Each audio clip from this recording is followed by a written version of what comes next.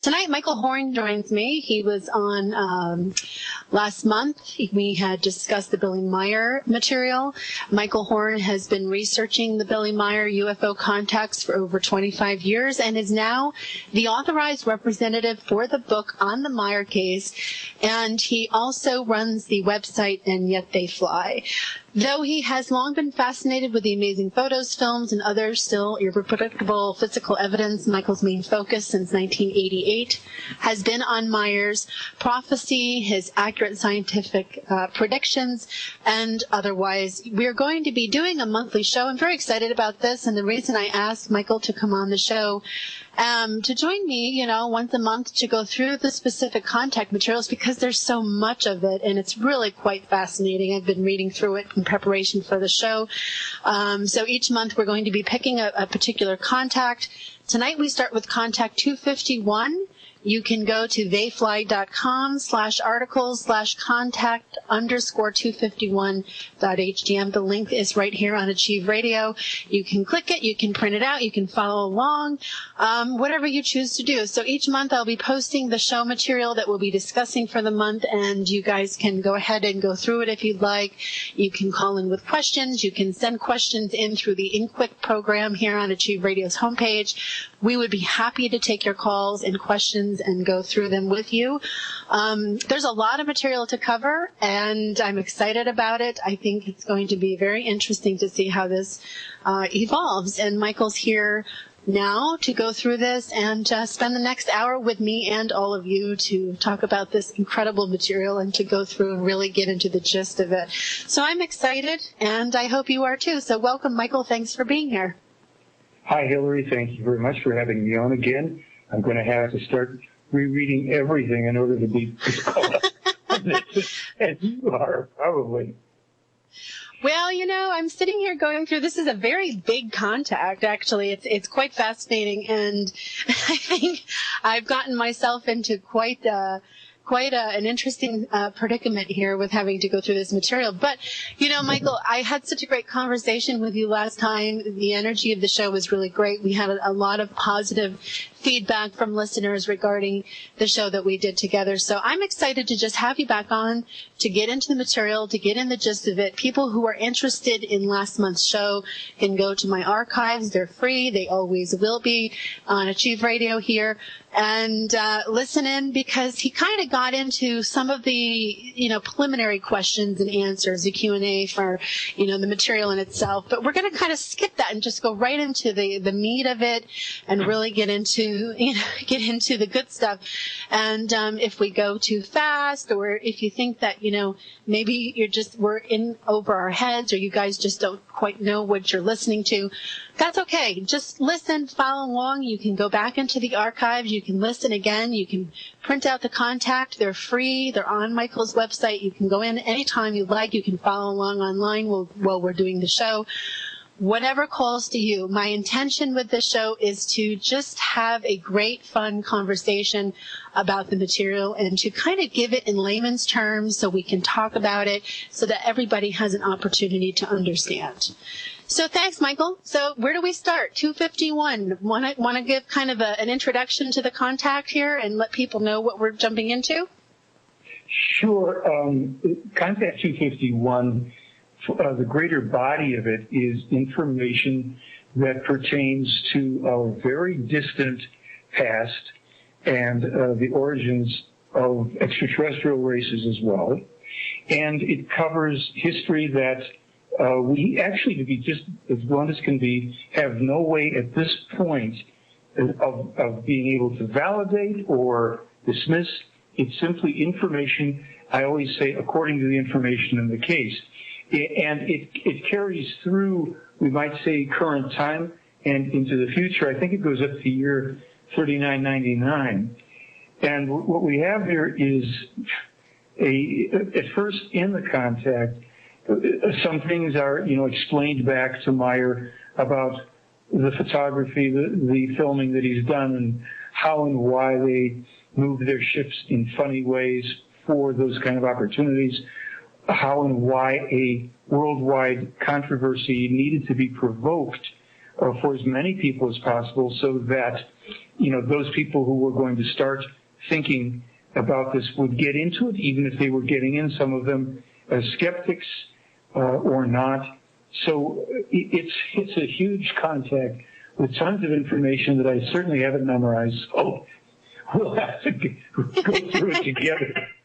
Well, that's what we're doing, and that's the whole point of the show, is to kind of go through the material. I have it printed out right in front of me. I did read it. Again, it is a long piece. It's really fascinating. I have to suggest to everybody listening to go ahead and get online and print yourself a copy and just take it slow and read through it.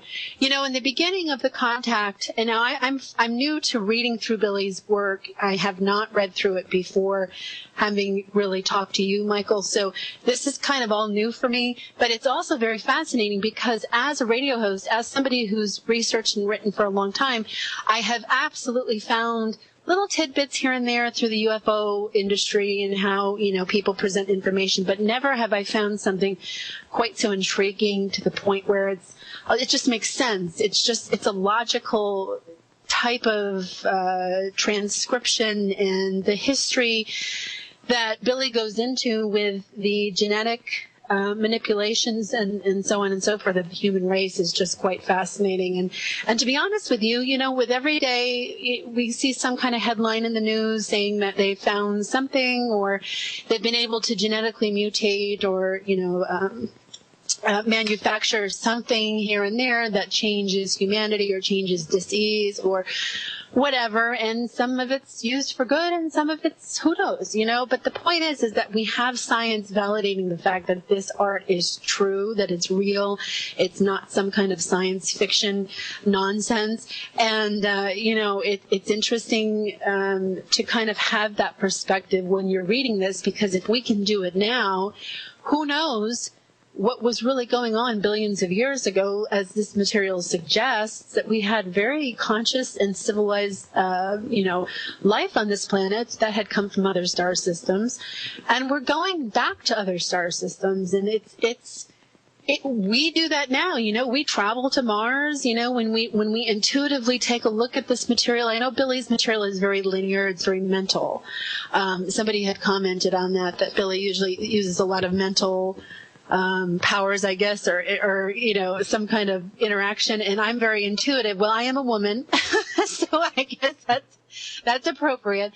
But when I'm intuitively looking at this material, it just feels true. It feels right. It's almost like stirring ancient cellular memories, and I'm curious if you had that effect when you were first exposed to this material as well. Well, yeah, you've said quite a lot there, so let me try to, address the components. When you get into the spiritual teaching, we're also going to realize, and read the book, The Might of the Thoughts and the Psyche, you realize how important the what you might call the intuitive is, and the inspired from within. Meyer is very balanced. It's just that he knows kind of where to put what when he is presenting information that is basically, as far as they're concerned, scientific and historic. They are not doing, you can detect through your own intuition the rightness of something for your own perceptions, and I can too. One can. But what we're looking at in a document like this is information. And in the Meyer case, both Meyer and the Plejaren say, we know this, we don't know that, we don't have beliefs about things. It's either to know or not know. And if you don't know, well, we're looking into it to see if we can find out what the truth is about something. So just to round that part of it out a little bit, when you are going to read the, let's say, information in Contact 251, when you're looking at certain things that I call prophetically accurate scientific information, it is straight, as far as they're concerned, factual, just as much as if they're describing, this, mechanism here fits into that one, you turn it on by doing this. So there's nothing right-brained, quote-unquote, about it. It's strictly what is. And therefore, it's difficult, in all fairness to people, to try to evaluate the information, strictly speaking, from a left brain perspective, because we don't have the ability to vet it, to know, except, as you were saying, with the information now popping up in our world about genetic manipulation, genetic progress, discoveries, you'll find that this is consistent with the idea, and as expressed by Meyer before, our current science has been really bringing up these discoveries and what have you, that genetic engineering, if you want genetic manipulation, is an essential part of our evolution and progress. It's simply that it must be carefully guided and watched like any other development. It's that old phrase about whatever can heal you can hurt you. Science is, too, a double-edged sword, and we can see that. Look at the plague of our world right now, Fukushima, and all that. That's science run amok. So if you get to try to come back to your concept of the intuitive here, if you are sensing on an intuitive level that these things make sense and what have you, and you're able to correlate with the factual developments in the real world, real time, and what have you, then you're putting it together as best you can. And of course, there's things where we can say, I don't know. I just don't know. So let me stop with that before I overtalk this completely. Well, it's okay to overtalk. You can keep going until you feel it's complete for sure. We want to make sure that we hear you very clearly with what you have to say, because you know this material so well. One of the things that I really liked about this particular contact was where it talked about the genetic manipulation of creating a kind of race or, type of person, people that would be semi-aggressive, or so to speak, because the people, the Pleiadians, had developed to such an extent, evolved to such an extent that they were not able to create war or go into a harmful state of mind. It was completely pure humane. And so this genetic manipulation happened, and it kind of got out of hand, and things took on a life of its own, and life evolved from that point forward. And when I was reading it, it was kind of like, well, that's really what we have to be careful of today, too, with playing God, in the sense of, taking the genetic manipulations to which level? Where do we actually stop? Or where do we push the bar? How far do we go? Those kinds of things. And it seems like, they probably had the same questions at that point, too, or perhaps weren't expecting that, or maybe they were. I don't know. What do you think? Well, let me just first say, what we're referring to here is more to do with the Syrian races and the Syrian star systems, Sirius, Sirian. And these, you described that actually pretty well. These were descendants of the Lyrian, who had become very developed, very progressed quite a bit technologically and even spiritually. However, in some misguided moment, they decided that it wasn't enough to not be aggressive. They wanted to get rid of any trace of that type of energy in themselves, to use that term we use a lot today, to rid themselves of the fighting spirit even. And that's where they got themselves into vast trouble.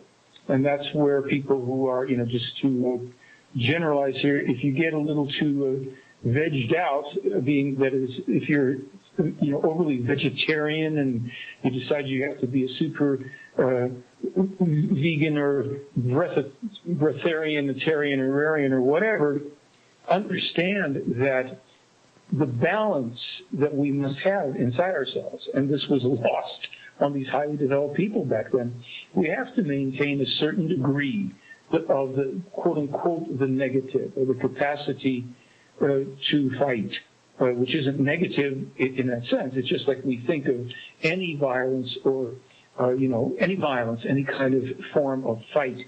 Oftentimes we view it as abhorrent, when really every form of life has to struggle in some form or another to survive, and sometimes those struggles can be a struggle of life and death. And if one is so pacifistic because they want to be so completely harmless, then they commit a kind of, if you will, a spiritual crime against themselves. They sacrifice themselves and their very valuable life for an incorrect way of thinking.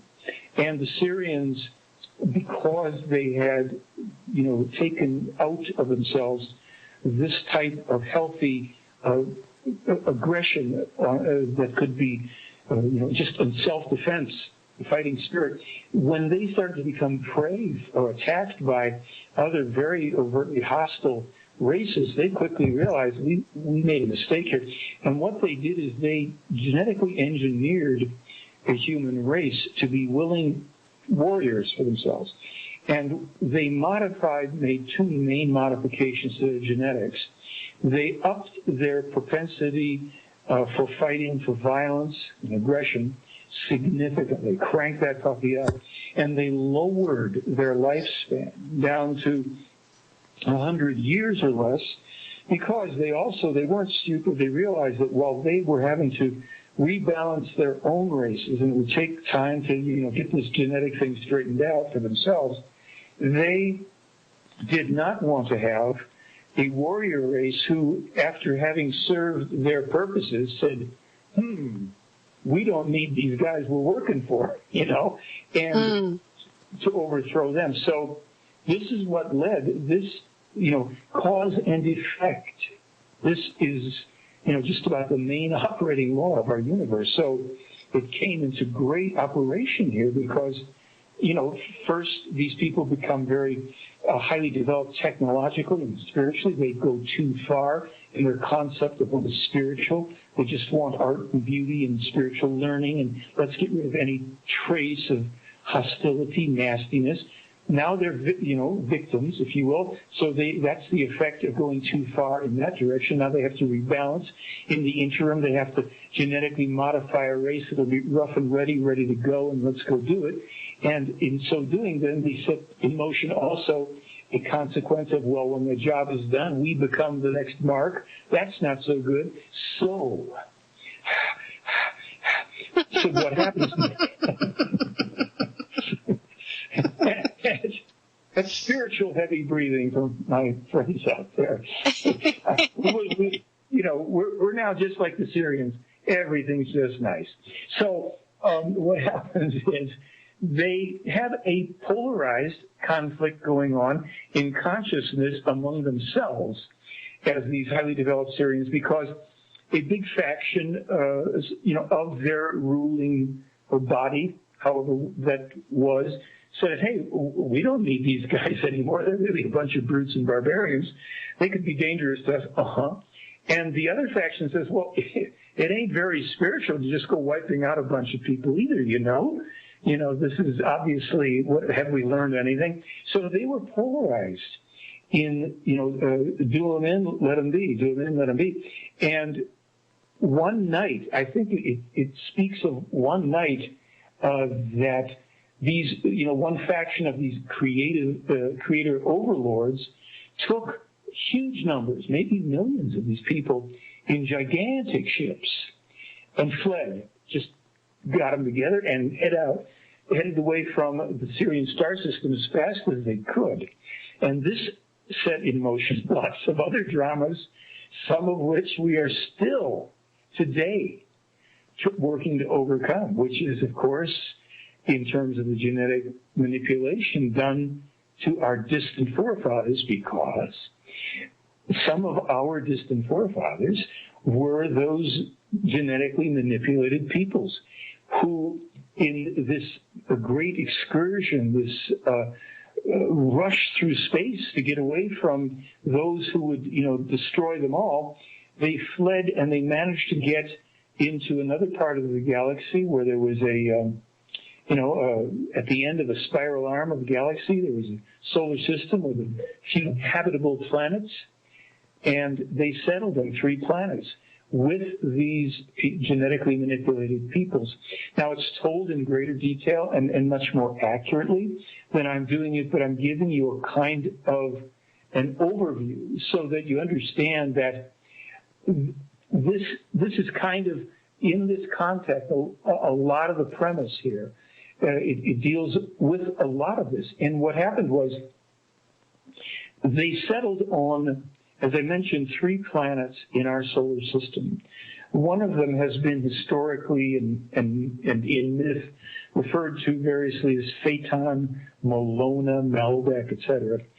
And you have the Syrian overlords who set themselves up as the gods of these people as well. It was irresistible, you know. It's like, hey, we've got millions of these people, and it's real nice that we're settling them in somewhere else, but aren't we nifty? So they lorded it over the primitive peoples, and as this contact will tell you, as has been the case many times throughout our very, very long history, peoples who came to this world, extraterrestrial races, lost any knowledge of, any track of the true, what they call Ur history and Ur knowledge, meaning the original, universal knowledge and history connected to them and to their races and to their, real, true origins. And so false histories have been created, false, things that are myths and all. I mean, we think we're stuck in this time, and we are a bit, with the myths and fabulations of our religions, which were also largely due to extraterrestrials that were here lording it over human beings thousands of years ago. But when you go back to this whole thing with Molona, the humans there, remember, these are all very highly aggressive people. They got into developing their technology and what have you, and into wars with each other. And one fine day, they were warring real well, and they, I think they blew off some atomic devices, directed seawaters into magma chambers of volcanoes, blew the place up, and it literally fractured into what we now know as the asteroid belt. So everybody on that planet, if you want to call it Molona, was destroyed. Anybody that was there and that didn't get off, they were destroyed. The second inhabited planet was Mars, which suffered from a cosmic catastrophe when the destroyer planet had taken one of its lovely sojourns through the solar system and made things go topsy-turvy there. Now, the people that could get off of Mars fled here, and we'll talk about reincarnation at some point, about where everybody else went. And then the third inhabited planet, of course, was the Earth. So we have, just a story here that, forget Star Wars. When you get into Meyer's histories and all the other stuff pertaining to the specific gods of our past connected through these lineages, it's kind of like, George Lucas and Steven Spielberg, well, they've done an enormous service because they kind of touched on some of the realities and put them into theatrical terms, but the truth is stranger than fiction. It's absolutely fascinating. I mean, you read this and you just put everything down and you just start paying attention to it 100%. I mean, I'm going to share this with you, Michael, and also everybody listening. I'm off to Yale University next week I have been given permission to view the Voynich Manuscript, which I have been studying for a few months now, and I was introduced to it over the summer. And one of the things about this manuscript, it's written in an unknown language, and it depicts plants and women and some cosmology and a bunch of different illustrations, and it's quite a fascinating piece. One of the things that I have come to understand in studying this manuscript is that to go into the unpolluted mind of a child, where you can look at the pictures and you can know that they mean something. This manuscript's been studied by just about everybody who's in the business on this planet, and they've all agreed that this is an authentic manuscript. It's not a hoax. National Geographic did a piece on it. It's been in circulation for a long time. However, when you go into that intuitive, unpolluted mind of a child, that state of mind, and you look at it and you just let go of everything else, everybody else's theories and all this other stuff, and you just roll with it, it's amazing what comes out. And when I'm looking through Billy's material, I try to go back into that state of mind where I'm not bringing in anybody else's stuff, or, and really it works. I mean, I'm going through it and it works. You read it like a story. It's better than any Star Wars movie I have ever seen. It's really great.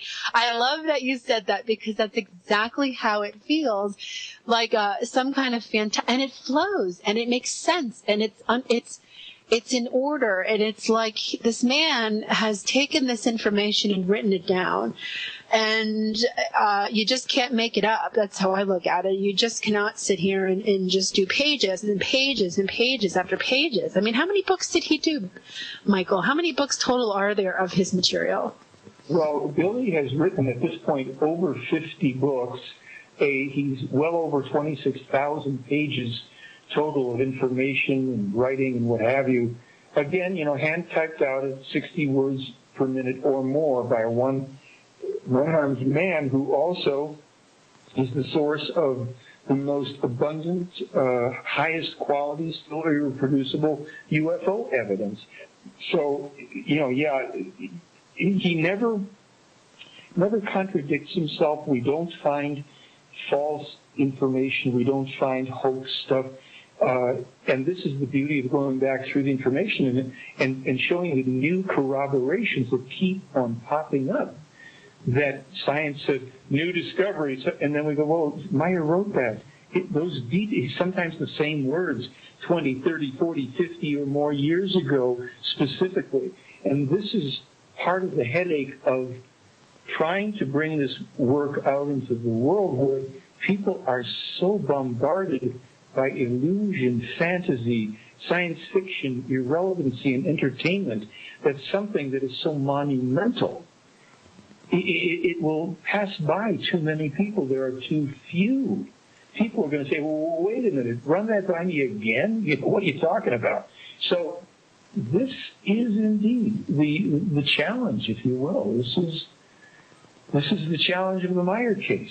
What are you going to do with something this huge, except to try to go to what's the point of it? And there's a reason they're trying to assist us, because, as you hinted at before, the Pleiaren themselves, their ancestors, the Illyrians, all these people, they've been historically through the grief of these atomic ages and all this other stuff. Just to dip off for a second, as we're beginning to find out how unimaginably catastrophic Fukushima is and will be for generations to come, we have to note that back as far as 58, 64, Meyer is warning atomic power plants, stop. This will be a catastrophe. The Pleiaren told him that on one of their worlds, sometime long ago, they've long since surpassed this, but they lost 48 million people because of accidents to what was their version of atomic plants. We don't even consider that meteorites, little things striking, all they have to do is penetrate parts of these nuclear plants, and you've got massive problems. This happened to the Pleiaren. And we don't have to even worry about extraterrestrials. Meyer was told within days of the Fukushima disaster. This is an ultra worst possible case scenario.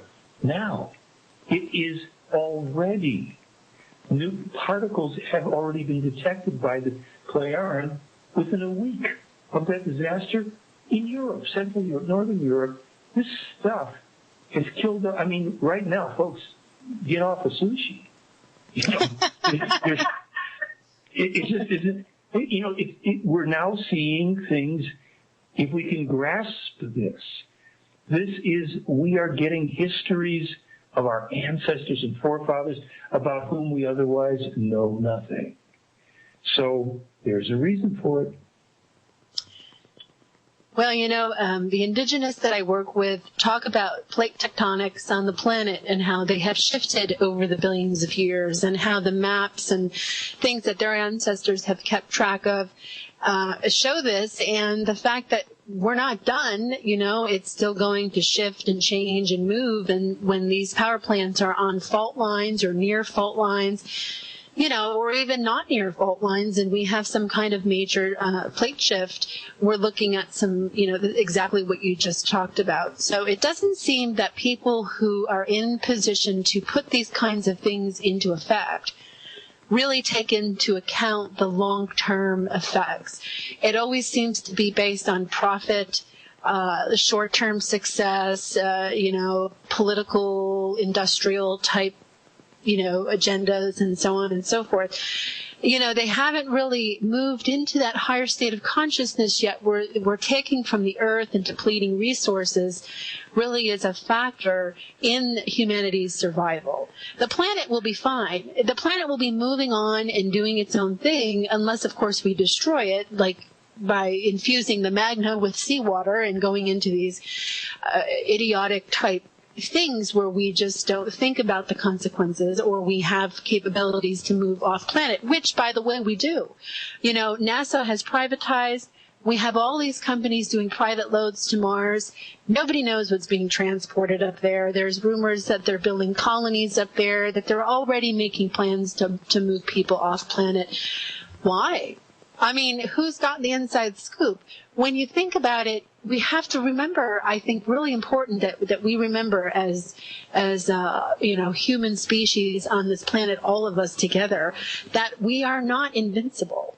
We're not immortal in the sense of our bodies. I mean, we may be spirits who go on and reincarnate in other places, yes, but in the meantime, what are we teaching the generations to come up behind us? I mean, how are we really standing up and being examples for higher living? And I liked what you talked about earlier, Michael, and I just want to go back to this for just a second, because so many people have talked about this incessant need to just be all spiritual and be let go of all the warriorness inside of you. And what that does is leave us, in some senses, very vulnerable to other species or other people who are not. And so if that had never been the case, they would not have had to create, by genetic mutation, manipulation, another species to protect them. I mean, we have to remember how to be responsible and accountable with that side of ourselves that can bring it to the table and protect ourselves when we have to, right?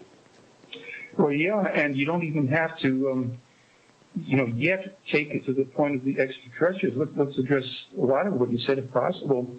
I doubt that we really are yet moving anything to Mars, to be honest with you. But remember, wherever you go, there you are. And unless we learn our lessons here, and unless we correct the imbalances in our consciousness and address rectifying the damage to the planet over time, because it's going to take a lot of time, to go somewhere else is to just go and, bring our bad manners elsewhere and do the same thing over. We don't yet have to worry so much about a threat from space, because the greatest threat we face is from ourselves. And the violence, nowadays, people have to be aware that this is a turning of the age, so to speak. And during this time, we get the intensification of the darkness along with the dawning of the light. And as the old dies out, it generally goes kicking and screaming. So, we can see the polarization, the effect of it. And remember, Meyer, as far back as 81 and 87, predicted 2 U.S. civil wars coming to our world. And just a few months ago, he was told by the Pleiaren that a high probability exists that by 2020, the U.S. is in anarchy. Can we figure that? And these civil wars, according to Meyer, would end up breaking up the country into 5 territories, under some form of dictatorial sectarian rule. Look out. So we can see now movements, I think parts of Colorado, different places where people are talking about seceding and all the rest of it. I'm not putting any judgment of mine on good, bad, or indifferent. I simply say we are seeing the fulfillment of these prophecies because cause and effect is at play. We're polarized like crazy. And when we bring it to the place of putting it in perspective of the genetically manipulated peoples and all that, not when, but as our scientists, because they are working on rectifying the aging gene and, they will have to rectify the aggression gene, we will ultimately get things straightened out, but in the process we're going to create more problems too, because if we have an extension of life through the aging gene and we are very overpopulated, that means that people live longer and longer and we keep breeding people. It means for a while we have more war and strife because we're competing for ever-dwindling resources. So if you can see this puzzle that we're partaking of, and also, just before I shut up again, it's like when we talk about overpopulation, we're not talking about the evil elite trying to wipe everybody out, folks. We're talking about we have caused our own strife and planetary environmental degradation by irresponsibly overbreeding ourselves, domestic animals, and you name it. This is a finite closed system. And if we want to have peace and a little joy and the rest of it, we've got to give ourselves room to breathe so we're not on top of each other, so to speak. So, enough of that. Hillary, take it away. Well, you're talking about an interesting scenario that was recently depicted in the movie Elysium, where the elite or the people who had this technology to live longer and the ability to heal any ailments and the technology, and they lived in kind of a Garden of Eden, if you will, out in space above the planet, while everybody else on the planet had little, if any, access to that kind of lifestyle, and there was overpopulation, dwindling of resources. So everything you just described was very interestingly enough depicted in that movie. So we have the capability to foresee the vision of this. What I want to do is go back to the Billy Meyer material and kind of look at this. And what I'm really liking and finding very interesting on a personal level as well is that reading this and then looking at where we are today with the discoveries, with the advancements, with the studies, with how we are as a culture in 2013 right now. A lot of this is actually, he did foretell it. He did talk about it. He did write it out. And I've only gone through a very short amount of the material, so I certainly have not gone through all 50 books. And speaking of his books, are they available for purchase without spending a lot of money? Because when I researched it online, it seemed like they were all very, very expensive. Is that just because of the rarity of them? Can you give us any suggestions on where to find it, or is all the material basically in the context that you list on your website for free? Well, here's the answer to that. Most of Meyer's books are still only available in German. There are 2 new English language books. I mentioned The Might of the Thoughts and the Psyche. The Might of the Thoughts is so profound. I've just done my second read of it. I figure I'll really be cooking after about 4 or 5 reads of it.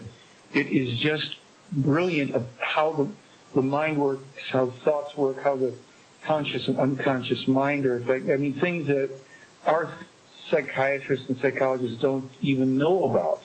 And it's profound stuff. Now, for the kind of stuff that people rub their hands together, or I want to know all about this prophetic information and all the stuff he was told, that's available pretty much for free. And you can get it through my website, and websites linked through mine. There's one called futureofmankind.co.uk, and they have all of the contacts that have been put into approved English translations are there. And, this is why we say you can learn so much. Look, before the show's over, I want to make my offer to your listeners again because it went over well last time, and I'll do it again. or a DVD, but I don't mind telling you at all that, like Contact 251 and so many contacts, so much of the spiritual teaching articles on that are available. And this is because it's meant to be given to the people of Earth. But there are things, of course, Meyer, writes books. They are then published in very beautifully done, very well-made, Swiss publishing books, nothing cheap about them. And so they themselves are pricey, probably not all that much more pricey than other books. But the books that I sell through my website, I'm burdened by the import and export costs of the books and bank fees to pay to Switzerland. And so a book that, I would love to be able to sell for $45, 400-plus page book called The Might of the Thoughts, I have to sell for over $60 because of those additional fees. And Switzerland is powerless to do anything about making the book available for less either, because, again, all this chain of publishing and all. So, but a book like The Might of the Thoughts is so valuable that you will read and read and read and reread and go back and try to understand, oh, that's what it means. Not that it's complicated to read, it's just that it presents so much so clearly that in many ways it's just either foreign, slightly unknown to us. We never thought about it that way. And the effect it has on thinking, and of course, by virtue of the title, The Might of the Thoughts, Meyer is telling us it is through our thinking, knowing how to really think, that we will work our way out of the hole we still are digging our way into. But those of us that want to get out, we don't have to waste our time screaming about the, Illuminati or whatever. Let's get our brains working, because the so-called evil elite, whoever they may be, they don't have any trouble organizing their thoughts and going for what they want. And when we realize the might of the thoughts, the secret science that has been kept from us by the religions, by governments and false leaders, we'll get going here. So, yeah, there's books available, and a book like, And Still They Fly, we have it as an ebook now. I've got a limited number of hard copies left. These things disappear pretty quickly, so yes. Yes, great. Well, I'm actually looking at your website. I think this is your website. It said Might of the Thoughts. It's sold out. Towardthetruth.org. I believe I was clicking on this through your website. Do you expect? That's a different website, but that's a different website. Yeah, they're sold out, and they don't carry it as regularly as I do. And yet, I can get sold out pretty quickly too, because I have to order in relatively small lots because of the expense. But I order them all the time, and it just generally takes a few weeks. That's the other problem, 3 to 4 week shipping. But my website is simply theyfly.com. Theyfly.com. And if you go there, you'll see The Might of the Thoughts up there in the right-hand corner, and there's a product page. And what I just wanted, since we're doing it, let me just tell your audience, I talked about all the prophetically accurate scientific information, and in our film that we show the cover of called As the Time Fulfills, we put in over 50 specific, scientifically corroborated, accurate pieces of information from Meyer that he published verifiably before our so-called official discoveries. And this film, it's a DVD. It's also available as a download, but if you get the DVD and just mention the word Hillary, I send you a complete, free, full-length, additional DVD. So you get 2 for the price of 1, and you will have so much Meyer material, because in both films you get to hear Meyer himself talking about stuff. In some cases he's talking about stuff that only occurred after the film came out, So for those of you that want that, it's a freebie, and you can thank Hillary for making this opportunity available. I want to do something for that. And, of course, there's just tons of free stuff. Just read to your heart's content on the sites. Excellent. So you guys, you hear that? do it. One of the things that I kind of jumped off the page is that when I was reviewing Contact 251 was the fact that Ta is talking to Billy, and he talks, this entity talks about leaving Earth, that they have all left, that all the stations are gone. Is that something that happens with everybody that contacts him? Is it? Can you talk a little bit about that? The fact that they have left. This was I believe 1995, and right. The contact was saying what that. happened is, for a very long time, the Pleiadian, and hundreds, at least maybe going back thousands, had bases here inaccessible to Earth humanity, very well concealed, and once they left, they were filled in, closed up. We'll never find any trace of them. When this phase of this mission was over, they no longer had need of their bases.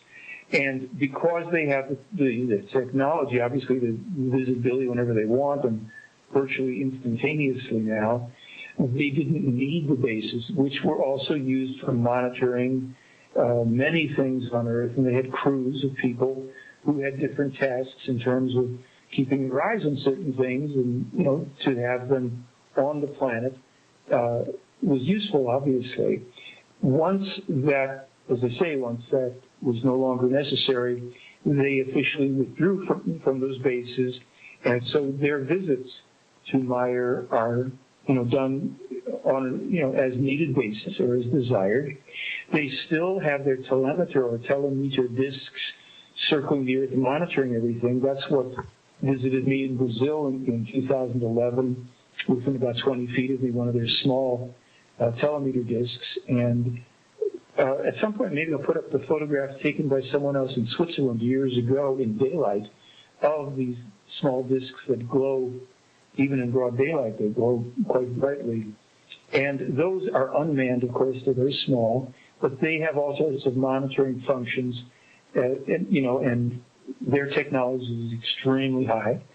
It's far beyond ours. But we should also know, just as a side note, you need to know that our intelligence services, secret government, CIA, has technology, and they've had it for decades, that is enormously developed. They've had laptop computers since 1990, 91 or before. They've had, since that time, satellites that can come down and, count the hairs on your head, just about literally, photographically.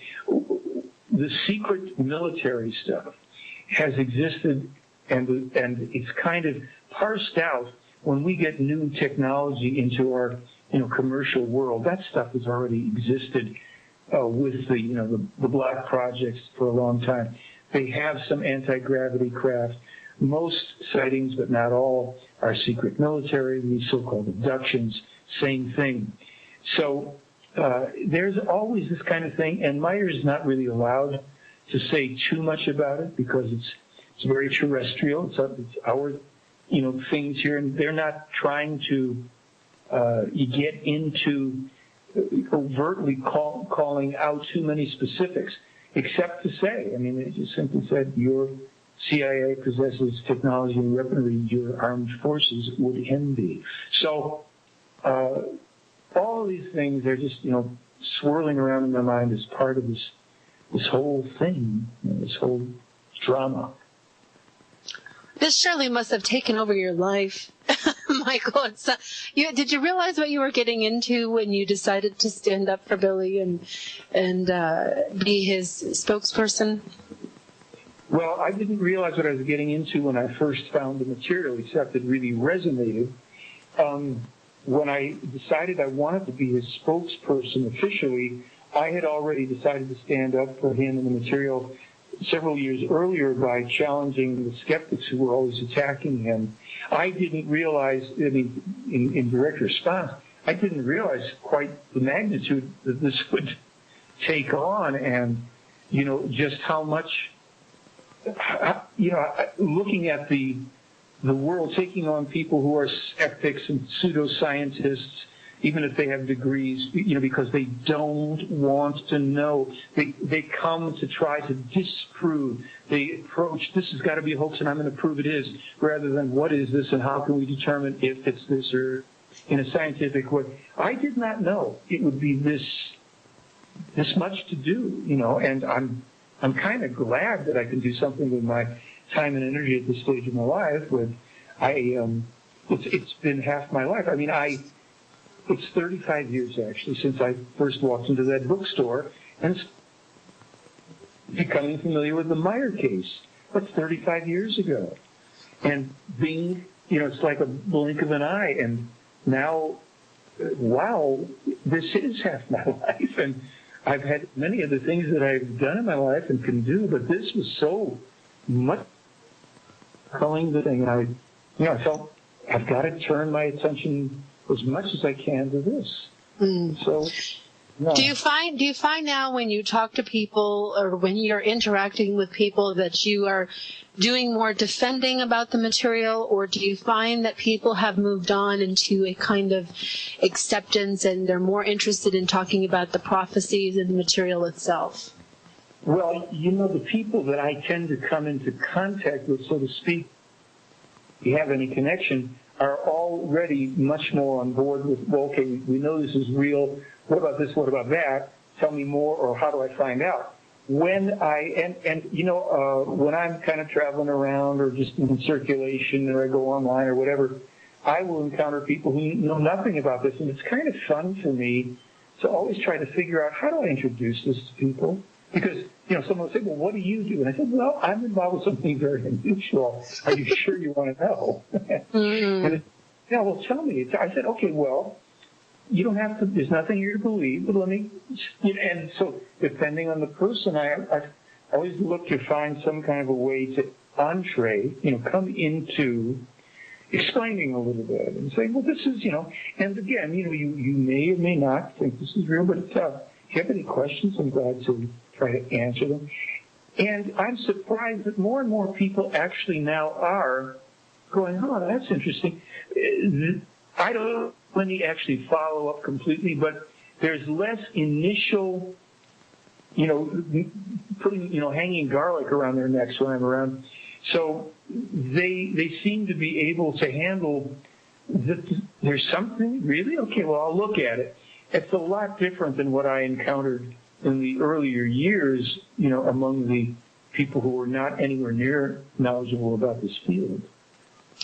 Gabby, in 251, Billy talks about this with Baton and how, he was very important in the coming out of this topic, and how people, of course, will go with it in whatever direction they want to go to, and some people will make things up and they will go. But he was still very instrumental in bringing the topic to the table and leaving it there for people to, go through and just accept or reject in whatever way they did.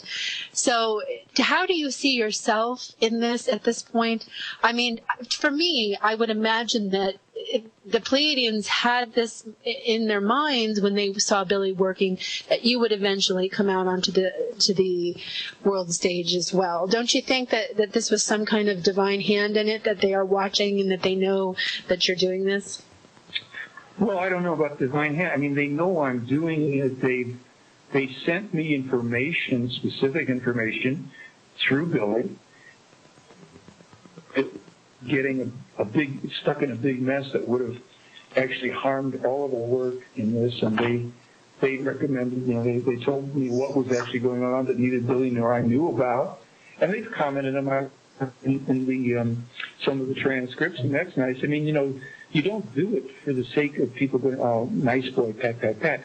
It's kind of like, oh, okay, glad you noticed. Because the guy that represented this before me got himself in real hot water by really going far afield and taking a lot of liberty with the material, I decided when I started to do my own version of this, even before it was officially premiered, that I would, and then certainly once I got their agreement, I would let them know virtually everything I did so that I didn't get far afield with something if it wasn't accurate.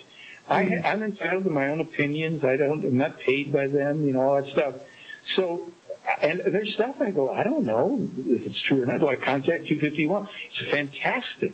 history, and there's stuff in there that's we can see has come true, and the genetic engineering of meat, we're now doing that. Meyer's writing about it, almost 20 years ago. Well, lots of stuff. So somebody said, well, if you have to say true or false, I say, well, of course it's true to me, and I've proved enough of it, but can I prove everything in the same way? No, because so much still is the distant past or the unrealized future. So are there things that I disagree with? Yeah, well, I just have to say, I don't know that their explanation of crop circles and chemtrails is correct. I don't know. It's controversial. It's different than my own take on it that I formulated some years ago, and I kind of like that. I like not having to say, oh, I agree with everything in this case, because, you have to think for yourself. And Billy is such a non-invasive, non-inflictive person and personality. He's very neutral. He never doesn't tell you what you're supposed to think or do or behave or believe in. He's a human being. He's busy making his own mistakes. Yeah. Well, you've made that clear. We are unfortunately out of time. The hour has gone by so fast. I want to thank you very much for joining me, and I look forward to doing this again next month as your schedule allows. I hope everybody who's listened has enjoyed themselves. I will post the next contact once Michael and I decide which one we would like to explore on air. And thanks again for being here. Michael, thank you so much for joining me. Thank you, Hillary. Thank you very much.